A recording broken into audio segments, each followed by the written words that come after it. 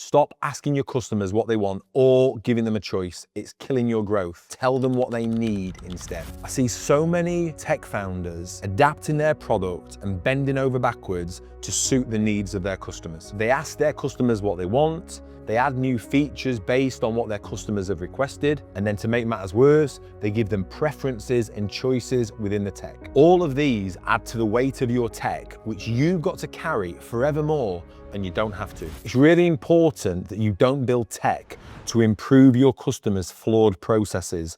You've got to correct the processes first. So if you go and ask your customers what they want, they will base it on what they've got already and think, how can I make this better? But what they've got already might be completely wrong. And so you can't build on top of that. You have to challenge what they've got already. You have to have deep domain expertise. You have to be working with people who understand their businesses, but not only deep domain expertise, but a real entrepreneurial understanding, a real commercial understanding. You have to understand what the customer experience needs to be. And you really have to break it all apart. One of the customers that we tried to win was a Norwegian firm, an accountancy firm. They were the second biggest firm in Norway, so a fantastic prize for us to get. And what our technology did, it enabled this accountancy firm to price and sell their services more efficiently. The way it did that was have a consistent pricing methodology across the entire accountancy firm so that anyone within that firm could easily price and sell their services. When they came to us, they said, this doesn't really work with the way that we do things because all of the partners within our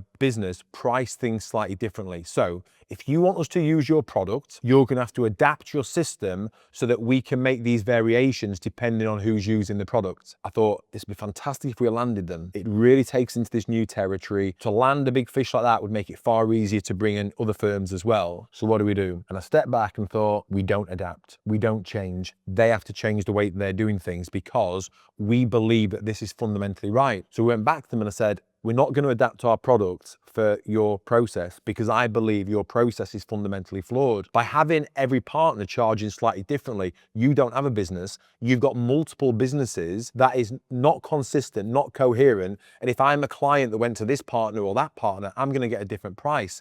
And there's no way that your staff are going to know what to charge. So now all of a sudden, the weight is going to be on the partners to have to price and sell services to every single client. That's not what we've got. We've got a tool here that will empower and enable everyone in your business to be able to sell your services. So you need to go away and figure out how you can come up with one consistent pricing methodology. There can be some variations based on factors of that customer, but you still need one consistent, coherent pricing methodology. They went away. 2 months later, they came back and said, we've made the changes. We're ready to take on your product. You can't just keep bending over backwards for every customer that comes to you that wants something changing if their process is flawed. You've got to have enough of a knowledge of the domain, of how businesses should operate as efficiently and as profitably as possible. And you've got to stand up to that.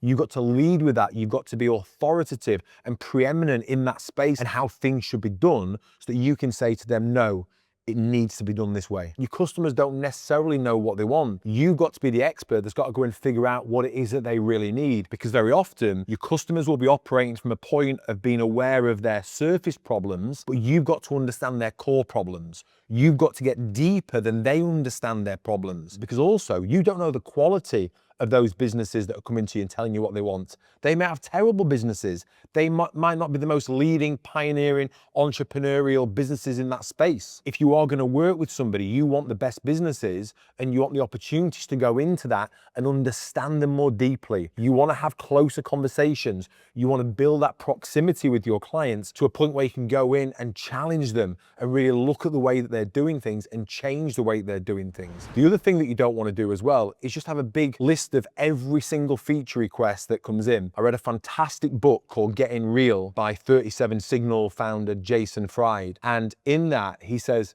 don't even record feature requests. Ignore them all. Don't even write them down. Dismiss everything and just say no. And when you say no, you force people to adapt to using your software in different ways. And eventually, in doing that, the same idea will start bubbling up to the surface again and again, and you'll start to hear the same idea, and that's the one to pay attention to. We added one feature into our product that we listened to someone, it was in the Australian market. It caused a problem for every other feature we ever developed for every other territory forevermore. Every other feature we developed then had to go through the lens of that feature. It added so much weight. And once you put a feature in, it's very hard to take a feature out. After that point, we just dismiss so many feature requests. The thing was, you'd get a customer coming to you and saying, oh yeah, we can't use the product, or it's not what we need it to be. You need to make these changes. And it's just bullshit. The first 100 customers that had signed up 5 years prior to them were still using the product. They'd used it on day one to great effect, and they're still using it now. And very often these businesses that come to you and saying they can't use it until you put this feature in, it's just an excuse. They're not going to use it anyway. You can give them every feature and they still won't go, or they'll churn.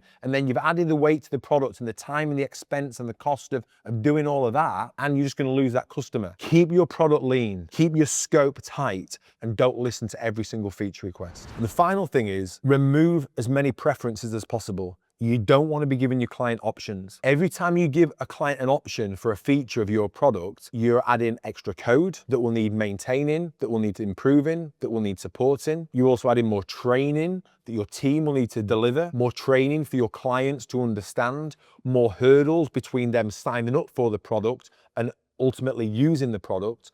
So it just causes so many problems. Just remove the preferences. In our product, it would generate 2 documents. Those documents could be of varying lengths, and people would want different size fonts in those documents to either shorten or lengthen the documents, right? We decided we're not going to give you a choice of font size. So we did some research, and I think it came out at 11 point was the optimal size of a font size for an efficient document, but that could also be read very clearly and easily on multiple devices. We lost customers because they wanted the engagement letter reduced into a smaller font size to make the length of the document smaller. But like, no, we're not going to give you that preference, because where does it end? We lost a customer because we wouldn't add their font to the system. We had like 10 decent fonts for them to choose from, but they wanted a different font to add into there. We wouldn't accommodate it. Don't give people preferences. Don't give people too many choices. You make the decision. You do the research. It's lazy to put that onto them, and it will cause you so many problems as well. If you just stop listening to customers' requests and start listening to yourself more, and your intuition and your belief about how businesses should operate optimally, if you stop giving your customers choices and preferences in everything, and you keep your product light, your growth will become far easier.